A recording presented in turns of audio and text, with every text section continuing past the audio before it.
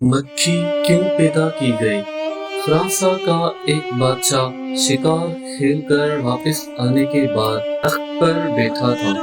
تھکاوٹ کی وجہ سے اس کی آنکھیں بجھل ہو رہی تھیں۔ بادشاہ کے پاس ایک غلام ہاتھ باندھے مؤدب سے کھڑا تھا۔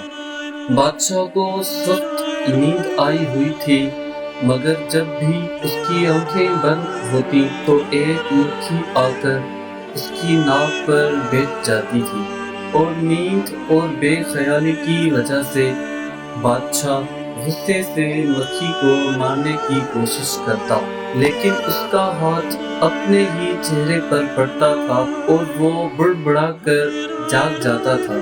جب 2-3 دفعہ ایسا ہوا تو بادشاہ نے غلام سے پوچھا، تمہیں پتہ ہے کہ اللہ تعالیٰ نے مکھی کو کیوں پیدا کیا؟ اس کی پیدائش میں اللہ تعالیٰ کی کیا حکمت پوشیدہ ہے؟ غلام نے بادشاہ کا یہ سوال سنا تو اس نے ایسا جواب دیا جو سنہرے حروف سے لکھے جانے کے قابل ہے۔ غلام نے جواب دیا، بادشاہ سلامت، اللہ تعالیٰ نے مکھی کو اس لیے پیدا کیا ہے کہ بادشاہوں اور سلطانوں کو یہ احساس ہوتا رہے کہ وہ خود کو کہیں خدا نہ سمجھ بیٹھے، کیونکہ وہ خود سے ایک مکھی کو بھی قابو نہیں کر سکتے۔